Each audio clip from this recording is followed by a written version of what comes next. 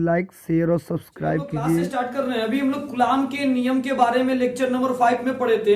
अब lecture number देखिए 6 क्या है कि कुलाम ने अपना एक स्टेटमेंट दिया था, परिभाषा। उस स्टेटमेंट के द्वारा उसके व्यंजक को पता करते हैं कि वो विद्युत बल का सूत्र क्या होता है। देखिए कुलाम का नियम है दो स्थिर बिंदु आवेशों के बीच, एक बात याद रखेंगे ऑब्जेक्टिव क्वेश्चन में आएगा कि कुलाम का नियम किस जगह पे लागू होता है। तो कुलाम का नियम है ना स्थिर बिंदु आवेशों के बीच लागू होता है। जो स्थिर बिंदु का मतलब रुके हुए बिंदु होते हैं, जो गतिशील नहीं होते हैं, जो गतिशील ना हो उसको हम स्थिर बोलते हैं उसको। तो स्थिर बिंदु आवेशों के बीच लगने वाले बल दो स्थिर बिंदु देखिए हम बना रहे हैं फोटो, इसको ध्यान देंगे। ये स्थिर बिंदु है, ये स्थिर बिंदु, ये स्थिर बिंदु और दो स्थिर बिंदु, इसको हमने Q1 माना, इसको हमने Q2 माना।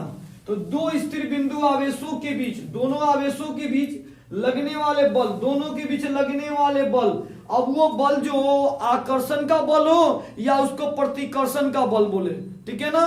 तो लगने वाले बल उन आवेशों के परिमाणों, इनकी जो परिमाण होगा मैग्नीट्यूड और इनकी जो परिमाण होगा मैग्नीट्यूड, इनके गुणनफल, दोनों के गुणनफल को करेंगे।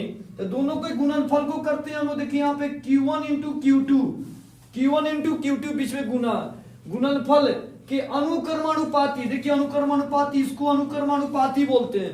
अनुक्रमानुपाती तथा उनके बीच की दूरी, दोनों की बीच की दूरी को देखिए हम क्या ले रहे हैं, यहाँ जो इसकी दोनों की जो बीच की दूरी है, इस दूरी को जो है हम R से डिनोट कर रहे हैं। R से ही डिनोट इन्होंने किया था कुलाम ने। तो दोनों की बीच की दूरी, तो दूरी हो गया आपका R और दूरी के वर्ग, तो दूरी के वर्ग हो गए, दूरी के वर्ग के व्युत्क्रमानुपाती, व्युत का मतलब होता है अपोजिट, उल्टा, तो इसका व्युत्क्रमानुपाती क्या हो जाएगा 1/r स्क्वायर। तो 1/r स्क्वायर होता है, क्या होता है, यह बल उन दोनों आवेशों को मिलाने वाली रेखा की दिशा में बल लगता है, रेखा की दिशा में, यानी दोनों जो है बल के कर्मानुपाती होते हैं, कर्मानुपाती। तो F समानुपात Q1 गुने Q2, F समानुपात 1/r स्क्वायर, क्या कीजिए इसको समीकरण 1 ले लीजिए, इसको समीकरण 2 ले लीजिए। और हम यहाँ लिखते हैं क्या, समीकरण 1 और समीकरण 2 से, समीकरण 1 और 2 से हम इसको लेते हैं। तो समीकरण 1 और 2 से क्या हो जाएगा, ये दोनों F मिल रहा, तो दोनों F के बदले एक F ले लेंगे हम लोग और समानुपात, और दोनों को यहाँ पे एक साथ ले लेंगे Q1 इंटू Q2 अब बटा क्या हो जाएगा R स्क्वायर। या आप ऐसे कर सकते हो, इसको ऐसे कर सकते हो Q1 इंटू Q2 गुने 1/r स्क्वायर। अब देखते हैं इसके आगे, यह हो जाएगा F समानुपात Q1 इंटू Q2 अब बाई R स्क्वायर। अब देखिए इन्होंने क्या किया कि समानुपात जो है ना, समानुपात एक प्रकार की कांस्टेंट होती है। इस कांस्टेंट को हटाने के लिए इन्होंने क्या किया, इस कांस्टेंट को हटाने के लिए एक छोटा सा के लिए, छोटा सा के लिखना है। जैसे देखने में बड़ा के लग रहा है लेकिन इसको छोटा स्मॉल के लेना है, स्मॉल के। तो के इंटू Q1 गुने Q2 बाई R स्क्वायर, ये कुलाम के बल का फॉर्मूला है। और यहां पे लिखेंगे क्या लिखेंगे, चूंकि के बराबर कांस्टेंट, कांस्टेंट का मतलब होता है मालूम है क्या होता है, इसको नियतांक बोलते हैं, नियतांक।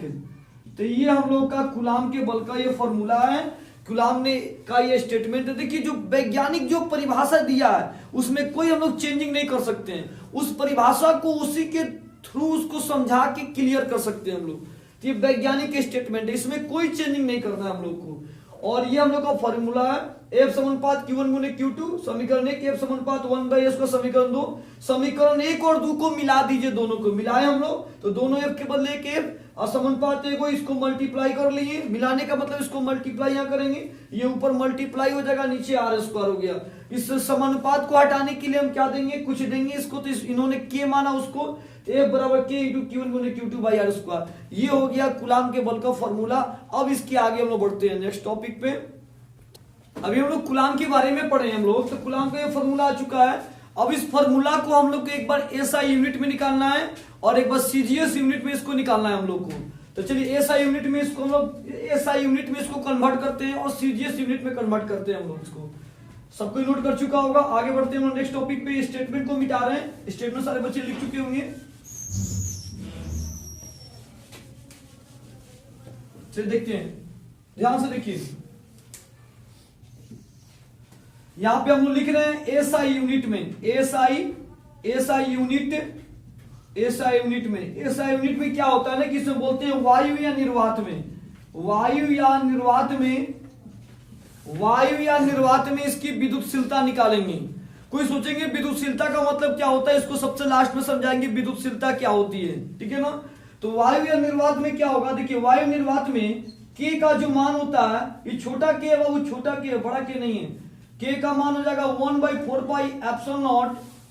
देखो इसको एप्सिलॉन नॉट या एप्सिलॉन भी बोल सकते हैं, एप्सिलॉन या एप्सिलॉन नॉट, जीरो को नॉट, ये जीरो को जैसे एप्सिलॉन जीरो चाहे एप्सिलॉन नॉट। जीरो का मतलब क्या होता है, कुछ नहीं, नथिंग, कुछ नहीं, मतलब वहां कुछ नहीं है वहां पे, इसलिए कुछ नहीं है इसका मतलब वो निर्वात में या वायु में उसको बोलेंगे तो इसको एप्सिलॉन नॉट या एप्सिलॉन नॉट बोलेंगे। तो के का मान ऐसा यूनिट में क्या होता है, के का मान होता है 1/4 पाई एप्सिलॉन नॉट, और ये होता है 9 × 10 के पावर 9 के बराबर होता है।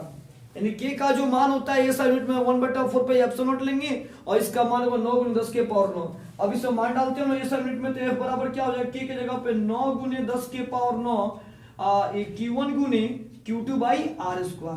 तो याद देखिए हम लोग यहाँ पे अब इसको मान को नहीं लिख के सबसे पहले क्या करते हैं, लिखेंगे के। देखिए यहाँ पे के की जगह पे 1/4 pi epsilon not Q1 × Q2/r²। ये फॉर्मूला हो गया आपका, क्या हुआ 1/4 पाई एप्सिलॉन नॉट गुने Q1 × Q2/r²। के की जगह पे हमने उसका मान पुट कर दिया। और देखिए विद्युत बल, तो बल जो होते हैं वो सदिश राशि होते हैं, बल का ऐसा मात्र क्या होता है, न्यूटन। तो हम यहाँ पे इसकी जगह पे जो है ना यहाँ न्यूटन दे देंगे, यहाँ पे न्यूटन का मतलब इसका ऐसा ही मात्रक, और यहाँ पे न्यूटन दे देंगे इसका ऐसा ही मात्रक। तो ऐसा ही पद्धति में हम लोगों ने इसको निकाल लिया। अब इसके नीचे ये 1/4 पाई एप्सिलॉन नॉट का मान डालते हैं हम लोग। चलिए बोर्ड पे देखिए, यानी यहाँ पे आ जाएगा F बराबर 1/, यहाँ पे इसके जगह पे 9 × 10 के पावर 9 और Q1 × Q2/r², और ये न्यूटन का मतलब इसका ऐसा क्या हो गया, मात्रक हो गया। अब हम लोग इसको सीजीएस मात्रक में प्रवेश करते हैं।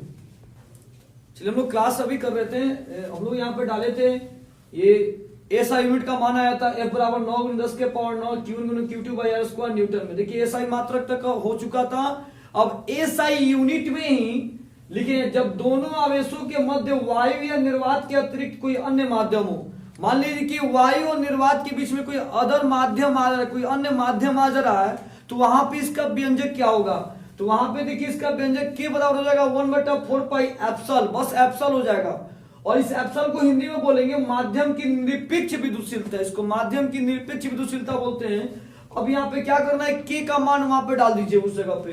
तो F बराबर 1/4 पाई जो एप्सिलॉन नॉट था उसके जगह पे क्या आ गया, एप्सिलॉन आ गया। क्योंकि यहाँ पे इसका मतलब क्या है, देखिए ये हो रहा है अन्य माध्यम में, जब अन्य माध्यम कहेगा तो यहाँ केवल एप्सिलॉन लेना है आपको, एप्सिलॉन। तो एप्सिलॉन Q1 × Q2/r² न्यूटन। यानी ये सीजीएस मात्र एसआई यूनिट में निकल चुका है। अब एसआई यूनिट के बाद हम लोग को निकालना है सीजीएस यूनिट, निकालना है सीजीएस यूनिट।